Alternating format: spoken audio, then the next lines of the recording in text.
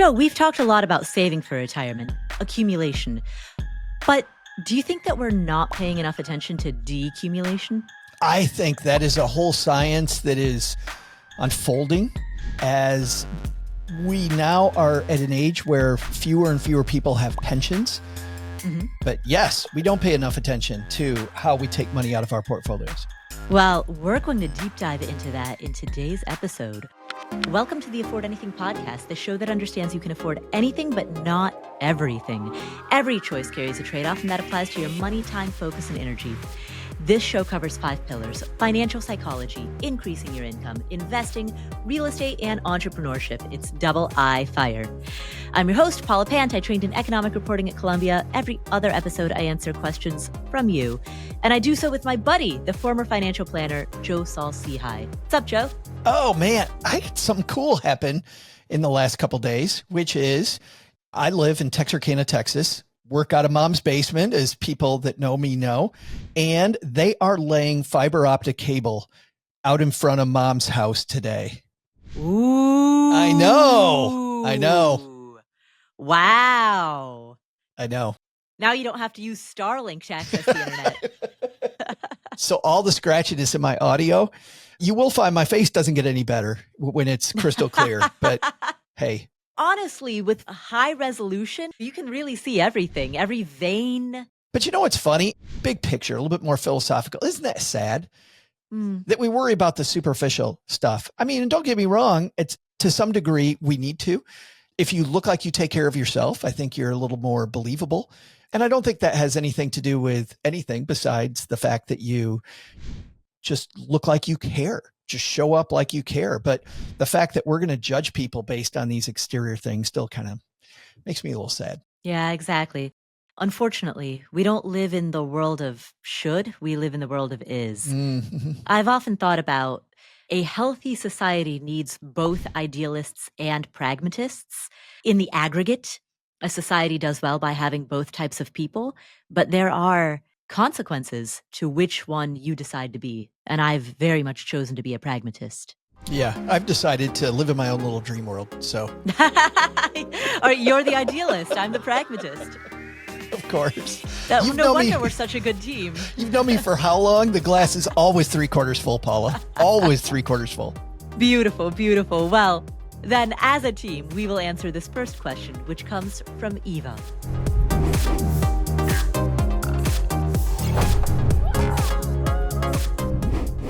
Hi, Paula. Hi, Joe. My name is Eva. I've been an avid listener since I first stumbled upon FIRE in 2018.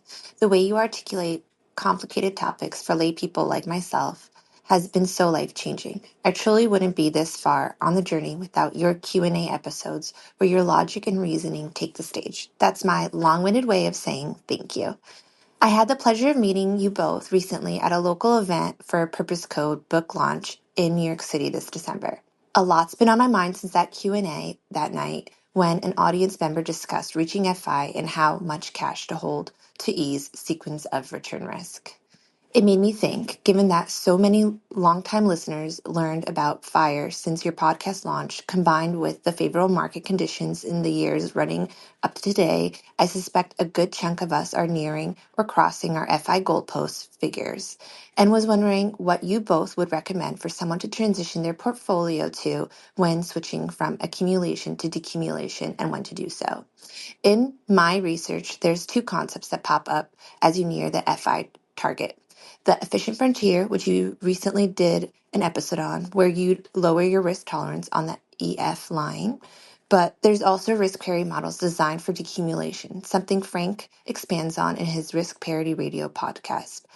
The latter, I don't believe I've heard you do a deep dive into, and would love to hear the 2 of you discuss both, especially as it relates to anyone looking to retire early or make work optional in decumulation. From my understanding, the 2 concepts work well in tandem as different means of reviewing asset allocations, while EF looks at the relationship of rate of return versus risk and volatility, while risk parity models add a layer of evaluating withdrawal rates, some of which can offer a permanent withdrawal rate of 5%, like the golden ratio model, personal risk levels in the drawdown phase. Let's assume we're less worried about adding some level of complexity if it supports long-term success. Already excited to tune into this episode. Thanks so much.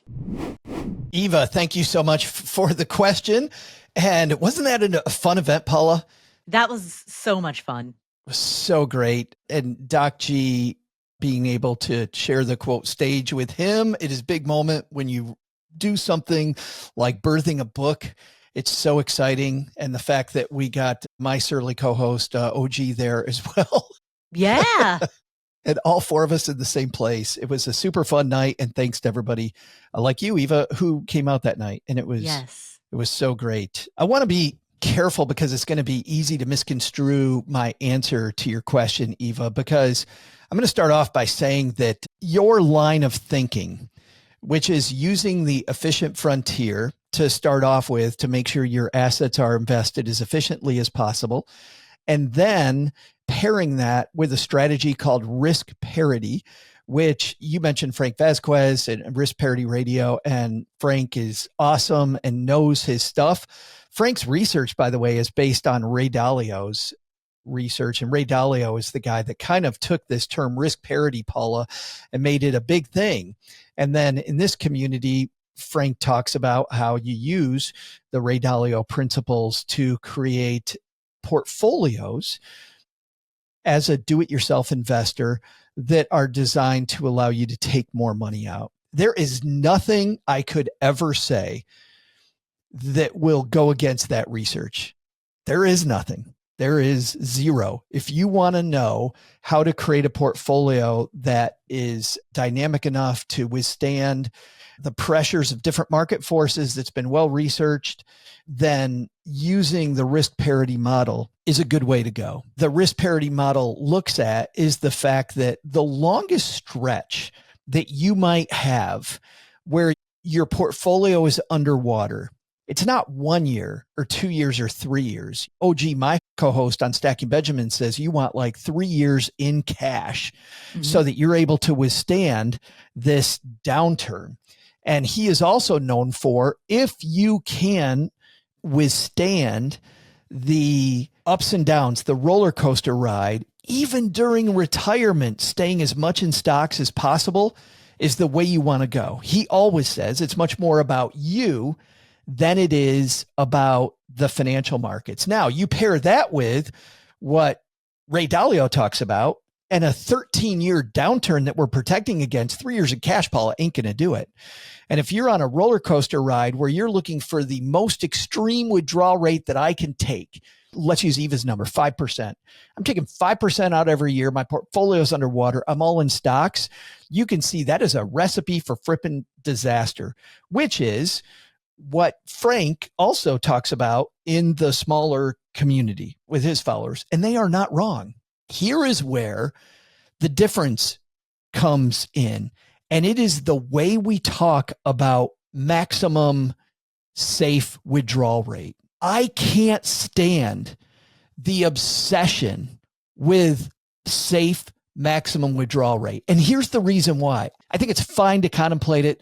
I think that Karsten, aka Big Earn, doing all of his research on it is fine. I just see in the community this question all the time. What's a maximum amount? I go, oh, what's a max? What's a max? What's a max? What's a max? I'm going to tell you this. If you are obsessing over the maximum safe withdrawal rate and you decide that the second I reach that number, that I'm going to go risk parity, Ray Dalio, Frank Vasquez, and I get on this model, you're going to live a life of freaking scarcity the rest of your life, because you're going to be wondering, can I really continue to do this? It doesn't matter what the science says. It doesn't matter anything. You're going to be in the most scientific way you can get there, and you're still going to be worried about it. I don't even worry so much, Paula, about that as I do about the research I've been diving into my entire career, which is what makes a successful retirement. And let me tell you what doesn't make a successful retirement. Basing my actions, basing my budget, basing my activities on what my budget says I can do is a way to plan your retirement, because I'm letting the what can I do wag the what is my purpose dog, and that doesn't compute. I don't like talking about safe withdrawal rates, not because they're not important, but because here is, in my mind, a better planning model. What is going to be my purpose? What's going to be my drive? What's the thing that I want to do? And then I want to compute, what is that going to cost me? Once I know what that costs me, then I set up a withdrawal strategy that matches what my purpose is, what my budget's going to be to make that happen, what the activities are that I want to do. And studies have shown this. This is a way for you to live longer. It's a way for you to live healthier. And truly, if that's what I'm going for, is a meaningful retirement, I don't want to worry about safe withdrawal rate. I don't want to worry about the fact that I'm planning on the razor's edge. So when I hear people talk about retiring early because I just barely made it, think about this. If I'm able to have a portfolio that is more in stocks and I can get that long-term bump, what does that mean? Well, that means that I might not have the safest quote withdrawal rate if I'm on the razor's edge, but I'm doing it from a bigger number. So instead of going all VTSAX and having $1.9 million, what if I got close to the efficient frontier and I had $6.4 million and my safe withdrawal rate's only 2% versus 5% on 1.9? I'm going for the 2% with a bigger number. This is the reason why I think it's so much more important to be a little bit more scientific while you're in the accumulation phase. If you're more scientific, then you're going to create a multiple by which that safe withdrawal rate is compounded, which means I got the ability to do whatever the F I want versus worrying about my grocery bill and the price of eggs every stinking day of my retire. I don't want to live that way. That's not, I think, a healthy end game that gives us the ability to live a long time because we're living a life of purpose and meaning. So I want to begin with the end in mind, which is purpose and meaning. And then I want to go backward from there. And Eva, this is not at all about your question. I think, listen, Frank's got it going on because Frank is proselytizing Ray Dalio. And if I have a rant where I'm like, Ray Dalio is full of crap, that's probably not good, right? But even Ray Dalio with his retirement doesn't start with what's my safe withdrawal rate. There is no way Ray Dalio is thinking, you know what, if I can just get to the point where I can max out 5% instead of 4% of my minimal number, that's going to give my life more. No, it's not. It isn't. This also, by the way, if I can continue for just a second, is why I can't stand when people start their job. The first thing the HR department does in many cases is they put a risk tolerance questionnaire in front of them before they pick their 401k choices. This, Paula, drives me crazy. It drives me nuts because another Stephen Covey principle is the idea of the stick. When you pick up one end of the stick, you pick up the other end, and we got to think about what the other end of the stick is, meaning, AKA, these decisions aren't made in a vacuum. You can't make a risk management decision in a vacuum. It has real outcomes. And so if I take a risk tolerance quiz and, I don't like the bumpiness, well, that's fine. But what does that mean? So here's where I like to start. What type of risk do I need to take to reach the goal that's going to give me purpose and meaning? And then I backtrack into, okay, I need to take this type of risk. And then I ask myself, through whatever risk tolerance quiz I want to take, do I have it within me to withstand that onslaught, to withstand that risk? If I do, hallelujah. If I don't, then the question is, what do I have to do differently to make this happen? Do I have to save more money? Do I have to push the goal back? Do I have to lower the goal? Like, what other levers do I have to have? But it drives me crazy when I would see these people all the time when I was a financial planner. Why are you in such conservative funds? Oh, I just don't like the bumpiness. Do you have any idea what that's going to give you on the end? Do you have any idea if you're going to end up anywhere? And you know what the answer always was, Paula? It was always, I have no idea where this is taking me. I'm going to ride this roller coaster to the end, this I don't like risk roller coaster, and I have no idea what it gives me. Forget that. Begin with the end in mind. And I think you're going to do a much better job. So, Joe, what I'm hearing from you, start with the life that you want to lead, figure out what that costs, and work out your withdrawal rate from there. My follow-up question to you, though, is let's say that the life you want to lead, the life of purpose and meaning, is going to cost you, let's say for the sake of easy math, $80,000 a year. You've crunched the numbers, you've done the work, you're anticipating $80K a year in retirement in order to be fulfilled and meet your goals. There is still the question, though, of based on that withdrawal rate, how big does a portfolio have to be? How many more years do you stay at your job? The reason that people have this obsession with safe withdrawal rates is for that $80,000, do I need a $2 million portfolio at a 4% rate? Or do I need less than a $2 million portfolio because I'm tired of working for some employer?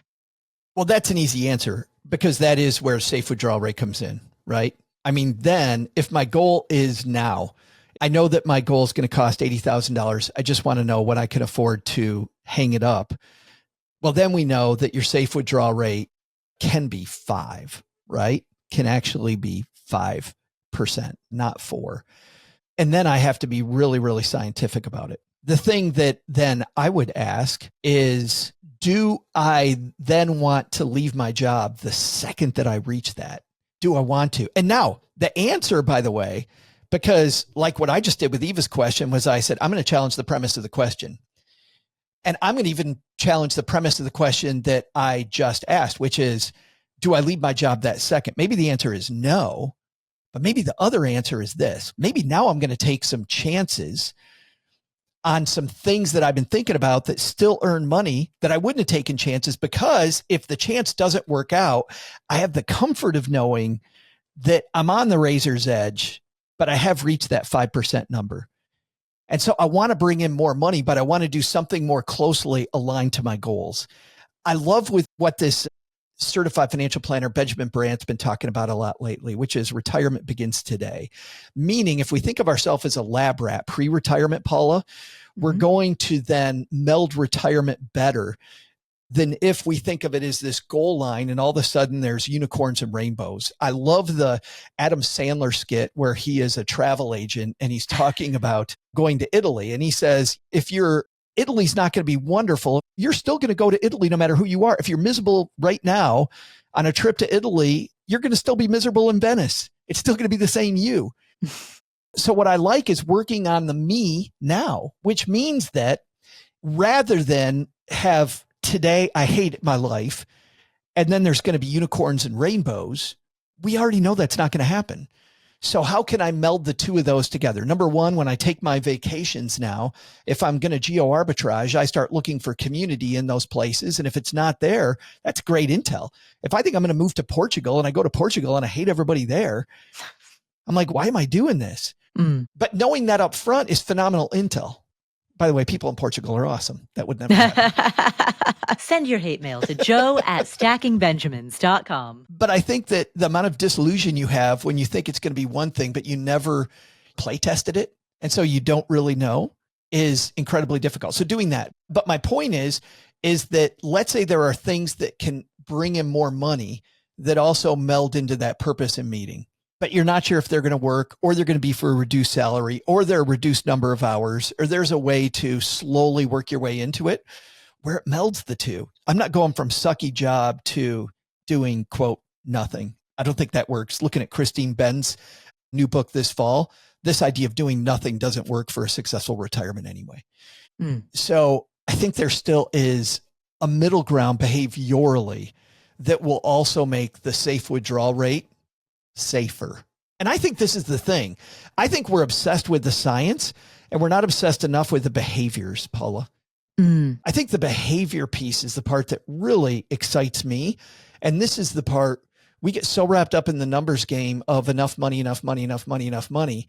And yet when you take a look at what the happiest retirees are doing, it often doesn't have anything to do with the money. Don't get me wrong. I think more people need to be on our end of the nerdery piece where I'm backing people off of the science ledge and let's start looking at the behavior. If people would just get to the point like that Eva's at, that's fantastic. We need to get to that point. But for our community, I think, hey, once we're at that, now that we've done that, the math, now let's look at what do happy people actually do.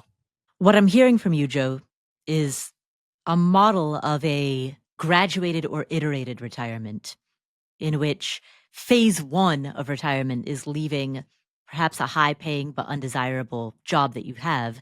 And then you enter phase two, which is not full retirement in a binary 0-1 yes, no, on off switch sense, but rather a graduated career step in which you're making a well-funded career change into something that's more aligned with what you want to be doing. Well, quite possibly. This is not a yes, no. So the answer is possibly. I would entertain it though. My point wasn't that it has to be graduated. My point is that it doesn't have to be an on-off switch. There can be this cool middle ground. And I know that I've used this woman as an example before. I will use it again because it is so compelling to me, which is I worked with this client who wanted to live along the western shore of Lake Michigan. Have I told you the story before? Oh, yes. Yes, you have. Yeah, but I think it's been a long time, and I think it's worth telling again because this is what I mean about graduated, is that she wanted to live along the west shore of Michigan. Well, if for people that live along that shore or visited it, you know how expensive those houses are along the bank of Lake Michigan, because every day you get this beautiful sunset that's like you're looking out over an ocean, right? And there is a lot of Chicago money, a lot of the high-paying Detroit money that buys houses, often second houses that are bigger than most of our listeners' houses that are along this coast. So when she and I started doing this work, she was initially really disappointed that this on-off switch of I'm going to leave my job and then buy this house and move to the western shore of Michigan, that wasn't going to work out. But then we said, let's think creatively about this. Let's get a little more creative and look at who she is and what kind of person she is. And she is way an extrovert, like way, way, way an extrovert. So that knowing a little bit about herself was important. The second thing was when we looked at some of the areas away from the bigger towns and cities like St. Joseph or Ludington, or even heck up around Glen Arbor, Traverse City, if we looked between the spots, land got a little less expensive. And she didn't mind that at all, being more in a countryside. So we could lower the cost of the land, but she still couldn't afford it. Then we looked at going across the street. And there was this beautiful old Victorian house across the street that had a wonderful view of Lake Michigan over the trees, considerably less expensive, needed some work. She still couldn't afford it. But through this idea of it doesn't have to be an on-off switch, she was able to remodel the house, turn it into a bed and breakfast that gave her income, also gave her purpose, because every day she's out there flying her extrovert flag with these brand new people that are coming in to visit her. And she treats new people like they're just her brand new friend. She's that type of person and she loves it. It gave her energy. And guess what? Every day she's serving breakfast to people that she loved doing, meeting new people. And she goes out on the porch of this beautiful house and she's looking out over Lake Michigan every single day. So by being a little more creative, she makes her retirement have purpose. She's in a job that she loves, doing things that she loves in the setting that she'd always dreamed about, which at first she didn't think she was going to get. Now, this is what I like about Benjamin's research that I mentioned earlier. You're talking about phase two. Benjamin's doing something really cool right now, Paula, with his research, which is even phase one, where Eva is today, changing the way that you vacation today, changing the way you spend your free time today while you're working in this job that you hate, spending that free time to be a lab rat and start thinking about the possibilities and play testing the possibilities now is fantastic. And that's what you mean by retirement begins today. Yes. Well, that's what Benjamin means, but I love it because like most people, I didn't get it.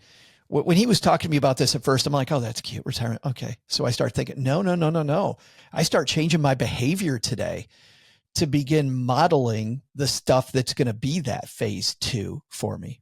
Which makes sense. I can tell you in my own life, if I think about how would I ideally want to spend a day in retirement, it would be, I would be at the gym every day. I'd be reading books. I'd be volunteering with animals. And I'd be making more frequent trips to Nepal and around the globe, but Nepal in particular. So those are all things that I can do now. Yeah. And by the way, that gets you through these thankless hours easier because, when you go home, you're doing this wonderful stuff and you realize there's a means to the end of this job that you really don't love. There is a purpose to that job, which is to feed these hours that I have today, not sometime in the future, these hours that I have today to do the things that I really want to do. And then I get really excited about my Saturday. Right. I found as I started practicing this after Benjamin and I were talking about it, like my Saturday is super fun. And the trips that I'm planning now, the trips are including spending more time with locals and exploring the local, not just going to see the places, right, but spending more time in the community. Say, maybe this is a place I know already from my last being a nomad that I don't want to do that forever, but I do want to spend summer here's hot as hell. It's horrible. Yeah. I want to spend 3 months every year living somewhere. So going to Portugal, I'm going to spend time looking at what the community's like. We're going to Greece in a few months. I'm going to look at what's the expat community like in Greece? Yeah. When you went to Kathmandu, you hung out with my family there. I did. That was so fun. Yeah. It was so fun. So yeah, it changes the way that you even think about what you're going to do as you're planning your travel. Eva, to answer your question directly, following the efficient frontier into risk parity is a fine way to go, is a beautiful way to go. And Frank and Risk Parity Radio, right on. Like right on. I know enough about Frank, and Frank's been in the community for so long, and Frank's research and all the great science that is based on. If you decide that that's the way that you want to work your decumulation, that is a fine strategy that I have no problem with whatsoever. Wonderful stuff. And since you bring up Ray Dalio, he has an amazing book, Principles, that came out in the last year or two, and a new one that's coming out later this year. So there's a lot for anybody who wants to get to know his ideas better. He is very prolific, and I would encourage anyone to check out his work. So Ava, thank you for the question, and thank you for coming to our event in New York City, because in this increasingly digital world, I think there's a very human hunger for face-to-face interaction, and that's something that we at Afford Anything really want to prioritize as we plan for the years ahead. Well, Joe, speaking of Michigan. Okay, that's a segue. Speaking of Michigan. Well, we were just talking about Michigan. We were, yes. Lake Michigan, beautiful place. And on the topic of Michigan, our next caller is somebody who is moving away from Michigan. Oh, why? Because they're moving to my home state, Ohio. Oh, God, no. God, no. Hey, Joe, did you know that the only two states that have ever gone to war with each other are Michigan and Ohio? Over Toledo. Over Toledo. We went to war over Toledo, and we won. Yes, but as compensation, you know what Michigan got? The Upper Peninsula? The whole Upper Peninsula. Yeah. So, yes, you got Toledo, Paula. Good for you.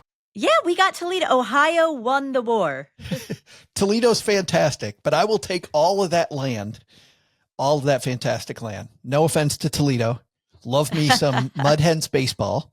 Well, our next caller is moving from Michigan to Ohio, which I endorse. And I don't. Our next call comes from Anonymous. Hi, Paul and Joe. Thanks for the podcast. I'm going to remain anonymous because I kind of like it when you give people names. It's fun. I'm going to caveat this question by saying that I really should have taken the Your First Rental Property class. I missed the sign-up deadline. It was a mistake. And now my question is basically going to be straight out of that class. And I'm hoping you'll grace me with your expertise. And I promise you, I'll look for the sign-up and I'll sign up next time. Big picture, my wife got a job in Cleveland. We're thrilled. And we're going to move from Michigan to Cleveland. And we have to decide, should we sell our house or should we convert the house into a rental property? I think if we were to sell, we would break even, no net gain to our net worth, no net loss. But I've been kind of wanting to dip my toe into the rental game for a while, and it strikes me as a good opportunity to maybe do this and learn and grow from the experience. Although, granted, I could also just do that in Cleveland. So there's that caveat as well. To give you a few numbers to help you get a sense of where we're at, our mortgage is 4.875%. It's a 7-year ARM, and it readjusts on June 1, 2030. We were $0 down Oh, and I should say that readjustment would be the 1-year treasury rate plus 2.75% up to a maximum of 9.875%. I said we were $0 down, and at the time that we would sell the place or turn it into a rental property, our outstanding loan would be about $421,000. Now, I've created an Excel sheet and tried to fiddle around with this, and I have all sorts of assumptions, right? I've got a 1% repair cost assumption and a 4.2% vacancy assumption and all this sort of thing. But any which way I slice and dice it, it really works out that we're probably going to have a cash flow negative situation here, anywhere from $5K a year to $15K a year. So if we were to turn it into a rental property without doing anything else, we would probably need to make it up in appreciation if this were to be a positive investment for us. Now, granted, the other option that I've given some thought to is selling some equities in order to recast. We have about $105,000 in cash, $520,000 in tax advantage accounts, and $578,000 in taxable accounts, and we have no debt. So that's an option, and I've given it some consideration. I think if I did that, it really would work out to this place would be cash flow positive if I were to pay down $200,000 of the mortgage, for example. But I'm nervous about that for a few reasons, primarily two. Number one is I don't like capital gains taxes, and I haven't really looked into how to optimize that. And then the second reason is my wife and I just hit our Coast Fire number with our invested equities, and I really like that. So I want to kind of leave it where it is, although I also wonder if maybe I'm missing an opportunity here. So I'm curious what you think. Anonymous, thank you for the question. And before I answer it, we've got to give you a name. And Joe, I've got the perfect one. Oh, you must. Absolutely. So because Anonymous is moving to Cleveland, I thought it would be perfect to name him after General Moses Cleveland, the namesake of Cleveland, Ohio. General Moses Cleveland led the surveyors who established the city in 1796. So, Anonymous, your name will be? Moses. Moses. How about that? I did not know that. I did not know where that name came from. I didn't know either. I assumed actually that it was probably after Grover Cleveland, but... Oh, it would have been around way before Grover. Yeah, and it would be, we've never named a caller Grover. No, but that'd be fun. That'd be like Sesame Street. Yeah, that would be fun. Yeah. It's funny. I wouldn't think president at all. So Anonymous, next time you call in, we're calling you Grover. But I will say, Ohio is known as the mother of presidents because 7 U.S. presidents were born there. Grover Cleveland is not one of them. Is that a brag? Are you bragging now about how many presidents born in Ohio? We have produced more presidents than any other U.S. state. Michigan produced Derek Jeter. We produced Grant, Hayes, Garfield, Harrison, McKinley, Taft, Harding, and we're claiming William Henry Harrison. Although, what is that disputed? Is there the great Harrison dispute? He was born in Virginia, but he settled in Ohio, so we're claiming him as well. Gotcha. Well, so what does he do? Does he keep it? Does he rent it out? So, Moses, of everything you suggested, I'll tell you the idea that I like the least. The idea that I like the least is selling off some of your stock investments, selling off some of your equities in order to pay down the mortgage. But I dislike that idea, and I could tell from your question you also dislike that idea, but I think we dislike that idea for different reasons. You mentioned that you dislike that idea because the capital gains tax would be cumbersome. That's not my reason. I get why you would think that way, but that's not my reason for disliking it. And the reason for that is because I don't want to let the tax tail wag the decision dog. Meaning, if selling those equities was the right thing to do, then even if you had to take a tax hit, pay some capital gains taxes, if it's the right thing to do, then it's the right thing to do. But in this case, it's not. In this case, selling those equities, I believe, is the wrong thing to do. And the reason for that is twofold. Number one, it's clear that you and your wife had a goal of reaching Coast Fi. No one reaches Coast Fi accidentally, unless you're very, very lucky. People who reach Coast Fi have been working towards that for a while.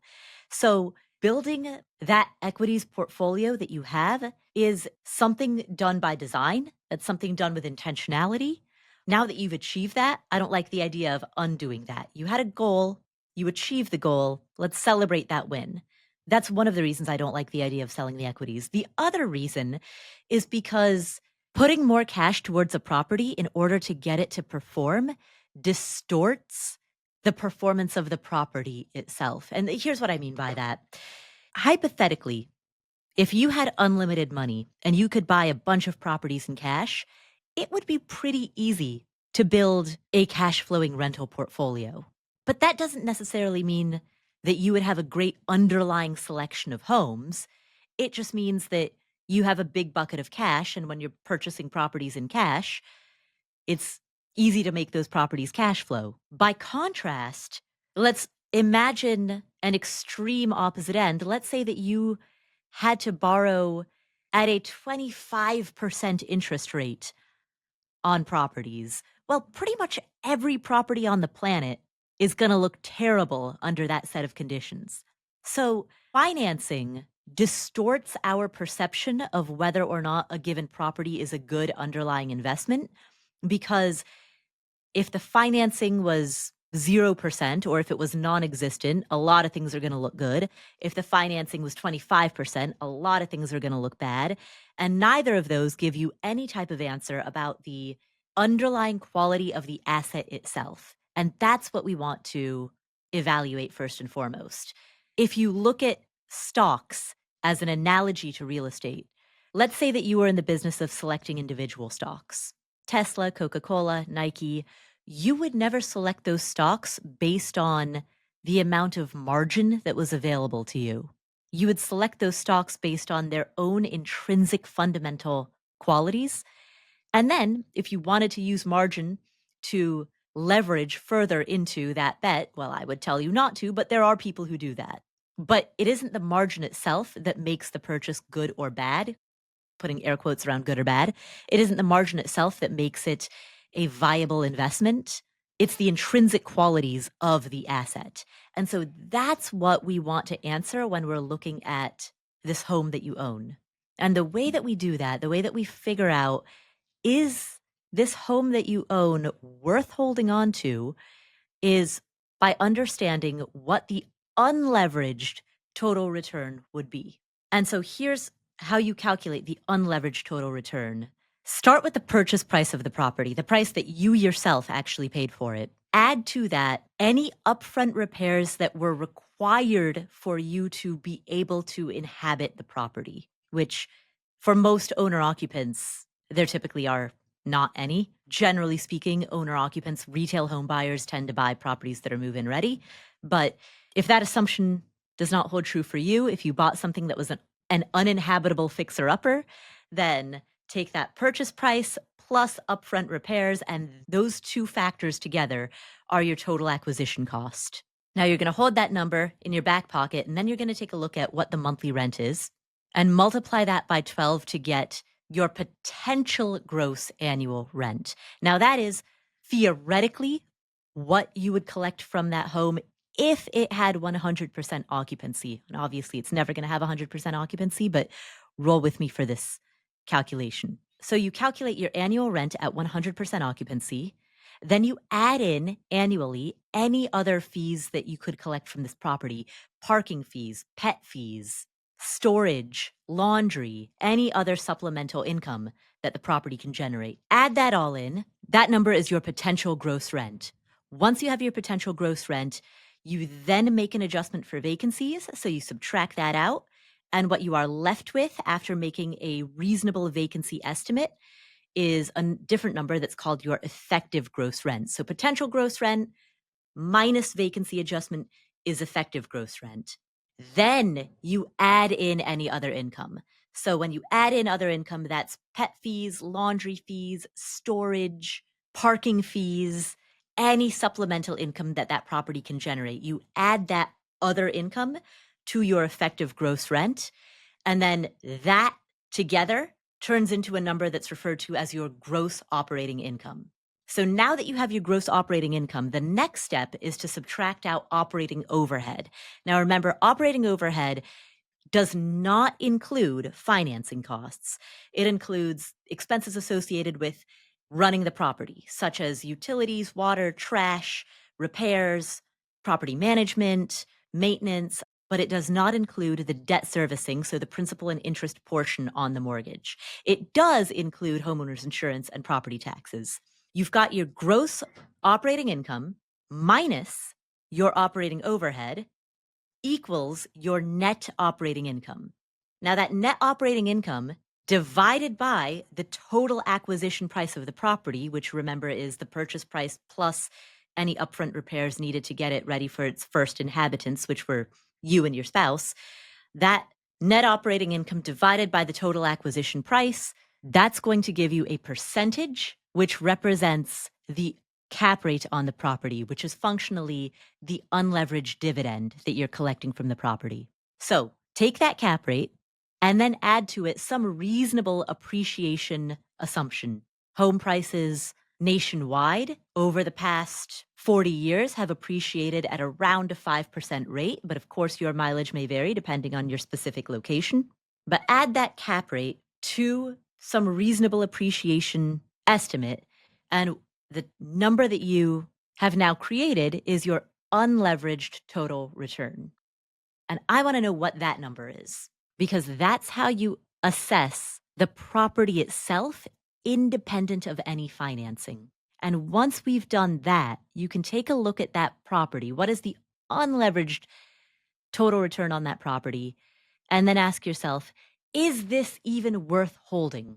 Often, not always, but often, if you've selected a property for the sake of it being a primary residence, usually it's not, because the decisions that go into purchasing a primary residence are very different than the decisions that go into buying an investment property.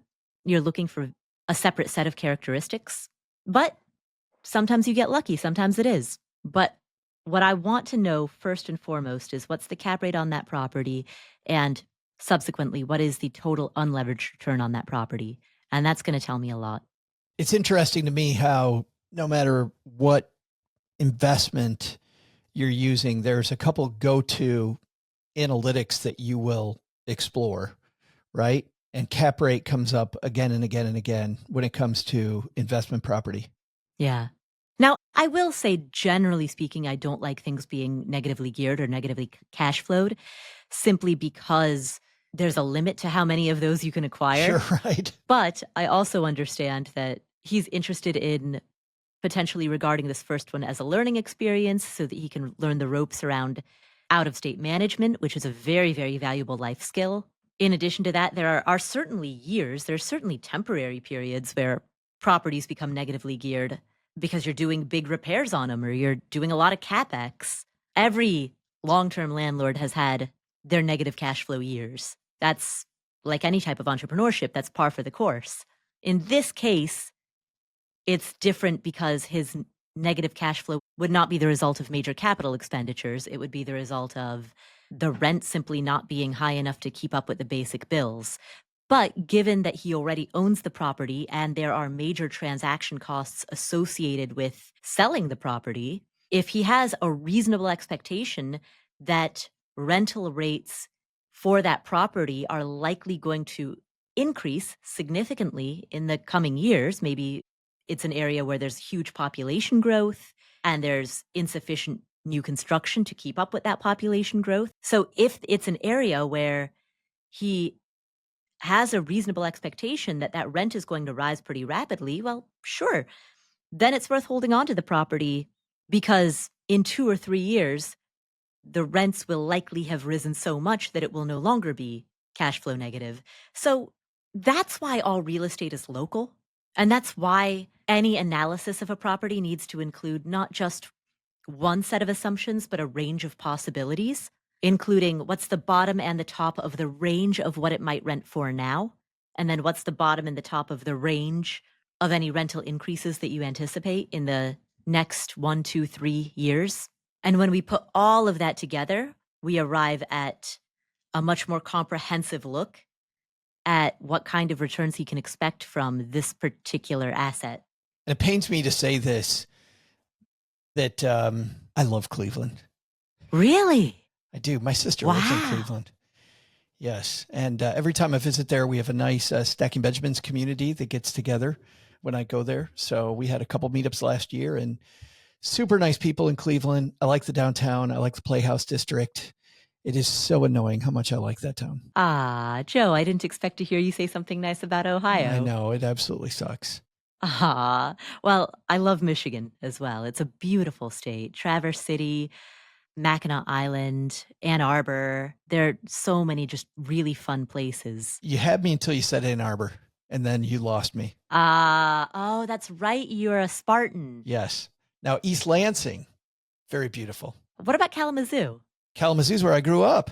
Oh, Yes. nice. So Kalamazoo's Western badass. Michigan University. Go Broncos. Yeah. Good stuff. Kalamazoo, Grand Rapids, nice. Just there's that pit around Ann Arbor. And actually, it pains me to say this too, but that's also, you're right, a beautiful town. It is. It's a great town. I got to go wash. Well, Moses, enjoy your move to Cleveland and congratulations. As Drew Carey says, Cleveland rocks. Our final question today is around one of my favorite topics, which is Roth IRAs. Our final question today comes from John. I am John from Philadelphia. I have heard every podcast. I learn from them all. I especially enjoy the deep interaction between Joe and Paula on Caller's Question that provokes my own thinking. I listened to several episodes on the pros and cons of traditional versus Roth IRAs. Joe is usually big on flexibility, such as bucket options and time. I was surprised that neither one of you, especially Joe, did not espouse on the Roth advantage to continue in time in near perpetuity versus the trad, which comes to an abrupt drawdown beginning on the established day of reckoning, as RMDs or required minimum distributions are reined in. I converted my traditional to a Roth in 1997. I retired 5 years ago in 2020. I have well over $1 million in just my Roth that I've never touched nor have a foreseeable need to touch as I near the age of 72. With my Roth, I can continue to let it run for years and decades, all growing tax-free. If I would have left it as a trad investment, the tax-free would all come to an unceremonious end about now, with a piper to be paid. Is this not a significant Roth advantage for those who can extend the tax-free growth to even multiples, or am I missing something? John, that is a fantastic question. You are spot on. It is absolutely one of the many, many, many reasons that we love the Roth. My favorite line around this, and John, I apologize. Maybe, Paula, I haven't said this on Afford Anything, but when we talked about the Roth on Stacking Benjamins, John, you nailed it. The fact that you are not sharing any of this growth, you're paying the tax once and you never pay it again. One of my favorite lines on this, as I was beginning to say, comes from a frequent guest that I've talked to, Ed Slott, who's the IRA expert. Ed says, the cool thing is, Paula, you don't have to share any of it, any of the growth on a Roth with your uncle in Washington ever again. Mm-hmm. And then he always leans into the mic and Ed goes, and he's not even your real uncle. Well, but it's not just that. It's also that you are not going to be required to tap it whether you want to or not. Yeah, I love the idea of not having to interrupt your strategy, whatever your investment strategy is. When you've got to make that withdrawal, you got to interrupt it, move it out, and then redeploy it. And often mistakes get made. Then the strategy changes. You start doubting yourself. So even behaviorally, the Roth in the spot where John's at is wonderful. Well, and RMDs are annoying when you don't want to make them. When you're making an RMD just for the sake of obeying some arbitrary rule. Can I also say just the fact that he had the foresight in the late 1990s, right? To convert it all. I was thinking that too. Yeah. Just take the plunge and do it, John. Holy moly. Not the first word I was thinking was moly, but just as in guacamole. Holy guacamole. Holy guac is just fantastic. That is some foresight. That is a move that's paid huge dividends, John. Absolutely. Because in the late 1990s, no one was really talking about the Roth. Not that much. And if they were, it was, hey, you want to put a little there. You want to dabble in this thing. Right. Because the thing that was uncertain as a fairly new way to invest is the government going to keep this available? So the fact that he locked it in, trusting that at the very least, he'd get grandfathered on those contributions, was some foresight, but then the fact that that law hasn't changed, and really we've seen the government double down on the Roth over time, and it's really become a cornerstone of a lot of people's investment strategy, has been wonderful to John and anybody who did it. Right. Well, actually, so I just looked it up. So the Roth IRA was created in 1997. Right away, just jumped on it. Yeah. So he did it in the same year that the Roth IRA was created. It was introduced as part of the Taxpayer Relief Act of 1997. I remember even so many pros then that were doubting the Roth and going, do you think the government's really never going to tax this again?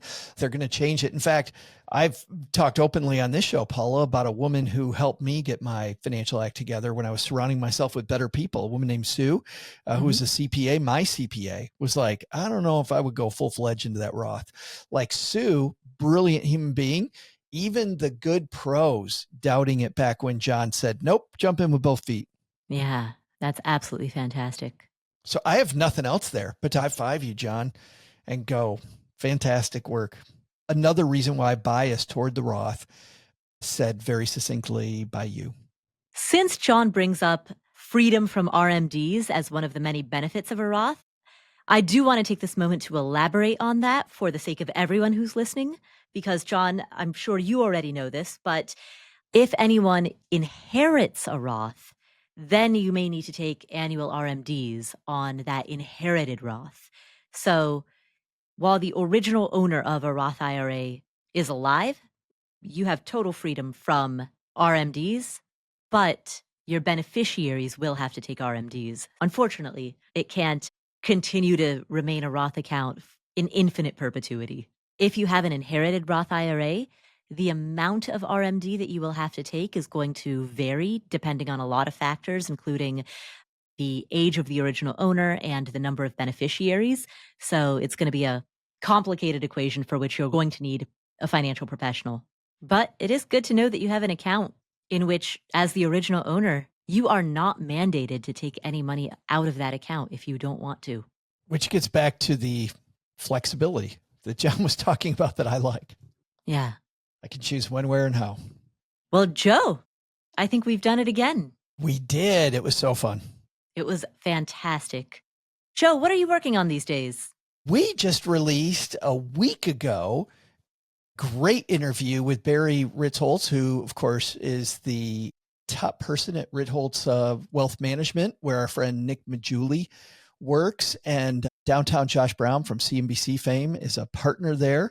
Many more people, Ben Carlson. This guy, Barry, attracts so much talent. And what we did the week before, we did a deep dive on Wednesday, the 19th, on Barry's strategies. And then the following Monday, we interview him. So if you want to hear a nice 1-2 punch about everything Barry Ritholtz that we could possibly dig up, all the investing goodness behind this guy so many people respect, listen to the Wednesday, March 19th episode, and then follow it down with the interview with the man himself the following Monday.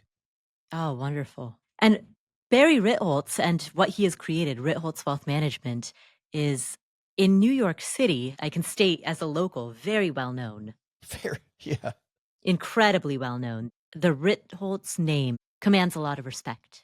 He has maybe the number one financial conference for advisors in the nation as well, where when people are wondering what the future of financial advising is, they go to Barry's conference because he is very much the voice of reason in the community. What I love about Barry is he cautions you about all the junk, Paula, all the junk that Wall Street firms create, all the junk people listen to, and the fact that I love his basic premise. Nobody knows anything.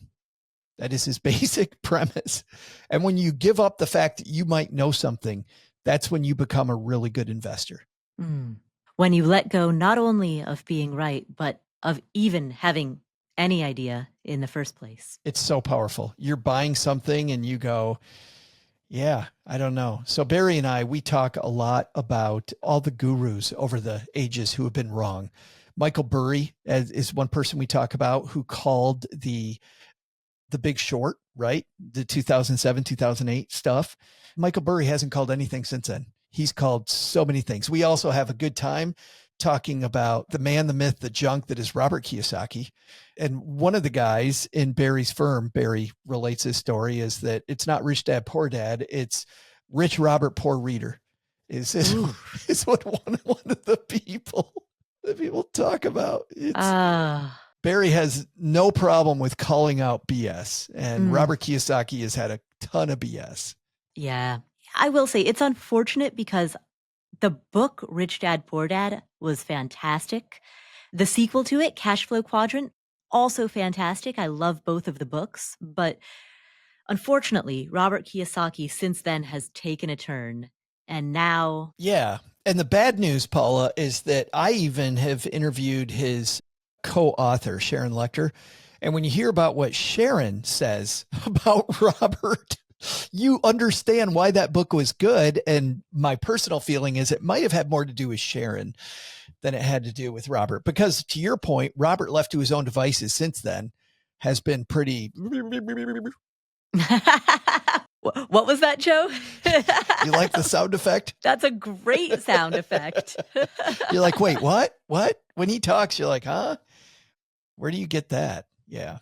And I should say, we're not gratuitously trash talking him, but we do want to warn this community. If you ever hear interviews with him, it's sad to say because I really did love the books, but as a public service, you all should know that despite the fact that he wrote, or at least his name is authored on some great books, if you hear any interviews with him, be very cautious about what Robert Kiyosaki talks about. Well, and that is specifically, I think, Barry's point in this interview is think about what people are really selling. What is Robert really selling right now? When you start digging into that, you understand really some of the method behind that madness. And then you really have to ask yourself, do I want to follow this person on social media? Do I want to attend their stuff? Am I buying what they're selling? And Barry really parses between being a good investor, being somebody that just blindly follows some strategy, which may or may not be in your best interest. Right. It's also, by the way, the first interview I've ever done where the second I meet this man, I'd never met Barry before. The second I meet him, I immediately love him, which is why, of course, he attracts so many. I'm sure I'm not the first person to say that, right? That he and I hit it off. I get the feeling he hits it off with everybody, Paula. But literally, we just get into it. And I go and I hit record. And then I realize, and I tell our mutual editor, Steve, I'm like, I just need you to fade into this interview. And what you'll hear is that I had to fade into the interview because we just got going. And then I stopped and I go, Barry, I was going to start the interview, but I think we already began. Because a couple money geeks sitting and talking about this stuff that we're so passionate about. I've never had an interview where I've just rolled into it. But that's the kind of man Barry is, which is, I think, why so many people are attracted to him. He just is very, very excited about the topic of personal finance and good financial planning. Well, I look forward to listening to that interview, Joe. Thank you. And I am heading to Panama next week. But there will still be fresh episodes. Panama. Yeah, I'll be there for 2 weeks. I'm going to do episode 600 is coming up. So episode 600 is going to be the one that I record from Panama. Wow. I can hear that introduction live from Panama. Yeah, I was thinking that, except it's not going to be live. It's going to be pre-recorded. So it's going to be pre-recorded from Panama. Doesn't have the same ring to it. Still really cool. Very cool. But not the same ring. Yeah, so all of that is on the docket. So make sure that you are following both of our shows in your favorite podcast playing app so that you don't miss any of these amazing episodes. Thank you so much for tuning in. This is the Afford Anything podcast. I'm Paula Pant. I'm Joe Saul-Sehy. And we will meet you in the next episode.